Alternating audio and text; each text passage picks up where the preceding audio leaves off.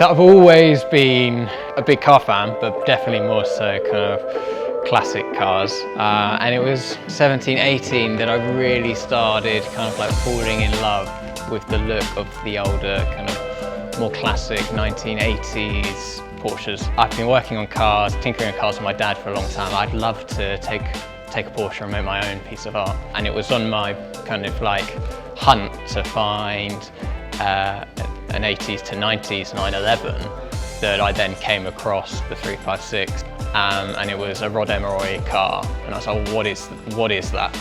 That is wicked. Did some research.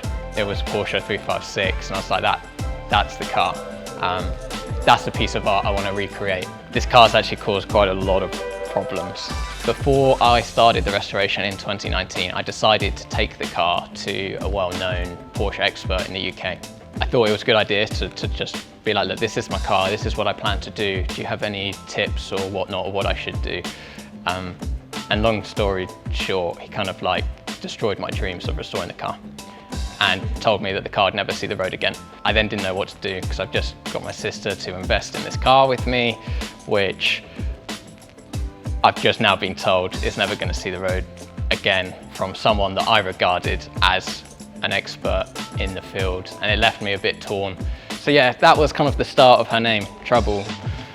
I didn't know what I bought. I actually at one point did put her up for sale, which was a very hard decision. But something about me, I couldn't sell her, so I took the ad down and again, just left the car in the garage. And then it came to like this crunch point last year in the summer where I was like, I need to either move on. I need to move on in some way. There was some connection between me and this very rusty car that wouldn't let me sell her. And I have no doubt that the name's going to be fitting for her at all stages of her life with me. She's caused me trouble in the restoration, and I'm sure she's going to get me into trouble when she's finally on the road for whatever reasons. This is my first full restoration. Yeah, I've never done anything of this scale before. I've been tinkering with all sorts of mechanical stuff my whole life, and I think, you know, that's given me the confidence. Maybe I'm a bit naive, but I think it's probably a good thing. But I think I can do this, and I've got my dad to help, and my dad's got a lot of experience working on cars, restoring cars. The community that Trouble has grown around her, I never foresaw that happening, and I think this community could actually grow into something a lot bigger than it is at the moment. I've connected with so many people that, you know, either telling me about my car, teaching me about things about the 356, which has been fantastic, learning more about the car. As I said, I didn't actually know much about the 356. Trouble has a lot of history, of which unfortunately I don't know all of it yet. So what I can tell you is that she's a 62 car, spec'd and bought, or bought and spec'd in Luxembourg, and then she was shipped off to America with its original owner, with her original owner. And that's where she actually spent the rest of her life, in America, until now when she's back in the UK. But yeah, so that's the history that I've kind of got of where she's been. What she's done, she's got some interesting specs. So she's spec'd with an Eberspacher petrol heater, she's got fog lights, and she's got a Fiam air horn, which were all kind of factory, I've been told they're all factory spec'd extras on rally cars, which suggests that she was at some point used for competition rallying. But things that I'm going to change, I'm going to take the bumpers off. I'm not going to get rid of the bumper mount so that she could have them back.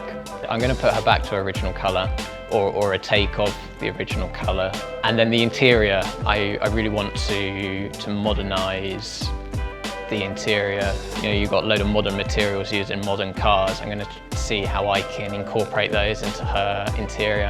Design 911 is a great company. They've got every part you could imagine for your Porsche. So one of the things I was really worried about with the restoration of Trouble is the accessibility of parts. And as much as I wanted to keep her an original car, I was aware that she was going to need a lot of bits. Her bodywork, for one, was completely rotten and not structural anymore. And one of my biggest headaches was, where am I going to find these panels? Where am I going to find all of these kind of original or recreated parts that will put trouble back to original place? And Design 911 stock, with their suppliers across the world, Danks being one of them, they make incredible bits, recreation panels, stampings and whatnot. And yeah, you can buy it all through Design 911 for whatever kind of era or Porsche you have, which is great. It's not just for 911s. They have they don't, but they also have Design 356. And yeah, I've just been shown around Design 911's outfit, and the space here is awesome. They've got a wicked car collection of which they've done all of the restorations on themselves. I didn't know this until today, but yeah, they actually do a lot of work on their cars themselves, and all of the parts that they manufacture themselves, they've all been tested on 911s to make sure that they do fit, such that when you're buying that part, you don't have that headache of, which from my experience of other things, when you buy recreation parts, it's not as good as the original, but you don't get that with Design 911 because they've made sure that all of those parts will plug and play. You buy it and it will fit on the car. You don't have to fettle or whatnot to make it fit. So yeah, it's a pretty cool place. I have a lot of future plans for her. She's not going to be a garage queen. Once she's finished, I'm going to take her over to Germany. I've never been to the Porsche Museum. I think it'd be an awesome road trip. I want to go drive some roads in the Alps. I'm never going to sell her. So, well, I hope not to. We'll see.